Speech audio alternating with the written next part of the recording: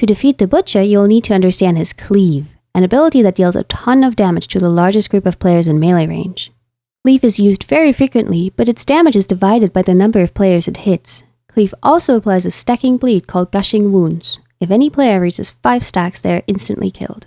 Handling this is pretty straightforward. Because the Butcher cleaves the largest group of players, you can completely control who he cleaves at any given time. To achieve this, split your melee damage dealers into 2 groups standing at opposite ends of the Butcher's back. These groups should have at least 3 players in smaller raids, up to a maximum of 6 players in larger raids. 6 is the maximum number of players Cleave can be split across. And on Heroic, this number is reduced to 5. Mark 1 player in each group to make it easier to stay grouped during the fight. Each of these groups should have at least 1 ranged raid member. This player is responsible for moving away from the group every time the group has 3 stacks of Gushing Wounds. By doing this, the Butcher will begin cleaving the second group. Then, this player should either watch the other group's Gushing Wounds or coordinate over voice chat to move back in once that group has 3 stacks.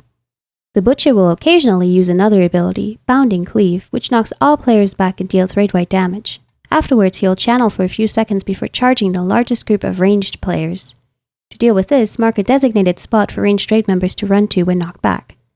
Tanks and melee should immediately return to their normal positions after the knockback.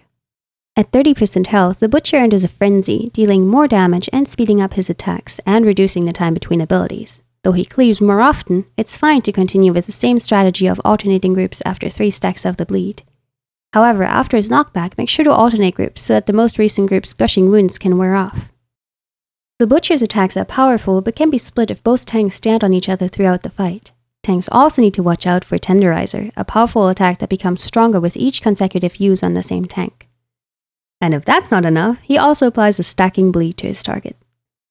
For this reason, the tanks should switch throughout the fight. We did this after the second stack of Tenderizer on the tanks, but you can adjust this to your raid. In the Frenzy stage, be prepared to use defensive cooldowns to help keep up with incoming damage. Damage dealers must stay tightly grouped for Cleave to ensure it runs smoothly. Defensive cooldowns should be used for the third application of Cleave, particularly in the Frenzy phase.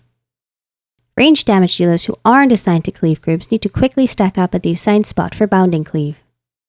Healers should be aware of the heavy tank damage throughout the encounter and especially during Frenzy. External defensive cooldowns should be reserved for tanks during Frenzy. Players soaking Cleave will take heavy damage and will need to be healed up between cleaves. Watch the bleed stack so you can anticipate which group will take damage next. Raid-wide healing cooldowns should be reserved for Frenzy. Use them to catch up on healing after Bounding Cleaves or to keep up with regular Cleave damage. Bloodlust Terrorism should be reserved for the Frenzy phase, as this is the most challenging part of the encounter.